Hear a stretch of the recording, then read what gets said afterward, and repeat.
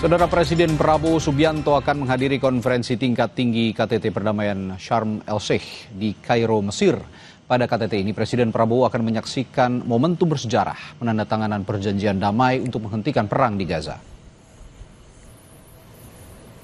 Presiden Prabowo tiba di Kairo, Mesir pada Senin pagi waktu setempat dengan disambut Chamberlain Kepresidenan Mesir, Mohamed Mokhtar.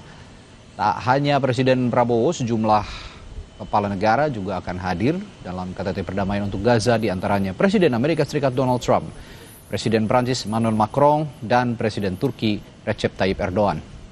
Menteri Sekretaris Negara Prasetyo Hadi mengungkap undangan ini disampaikan mendadak. Kehadiran Presiden Prabowo disebut perlu sebagai bagian dari kelanjutan perundingan perdamaian.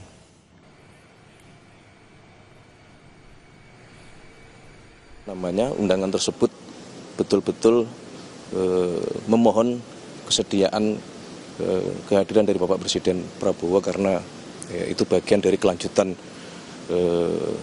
perundingan yang semoga insya Allah itu bisa membawa perdamaian di Palestina dan terutama di Gaza gitu.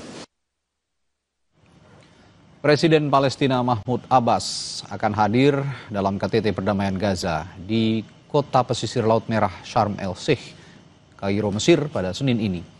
Presiden Mesir Abdel Fattah al-Sisi akan memimpin forum ini bersama Presiden Amerika Serikat Donald Trump. Namun kantor Perdana Menteri Israel mengatakan perwakilannya tak akan hadir dalam KTT Perdamaian Gaza ini. Sebelumnya kesepakatan gencatan senjata antara Hamas dan Israel mulai berlaku pada Jumat lalu sebagai langkah awal perdamaian di Gaza.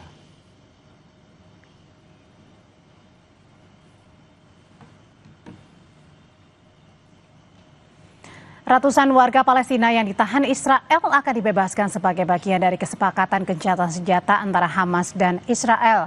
Sejak Senin pagi, warga Palestina menanti kedatangan mereka kembali ke Gaza. Ratusan orang menunggu kedatangan warga Palestina tahanan Israel di luar rumah sakit Nasser di Gaza. Sejumlah kendaraan layanan darurat disiapkan menyambut para tahanan.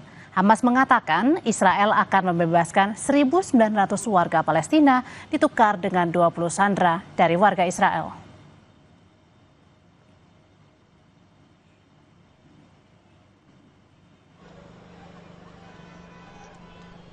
Sementara itu, Hamas telah melaksanakan pembebasan tahap pertama terhadap 7 warga Israel pada Senin waktu setempat. 2 sandera warga Israel lainnya diperkirakan tengah dalam perjalanan dari sebuah titik di Gaza Selatan bersama kendaraan palang merah. Ratusan warga Israel menantikan para sandera tersebut di pangkalan militer Reim. Sebelumnya, momentum ini pertukaran tahanan Palestina dan sandera Israel terakhir dilakukan pada Februari 2025.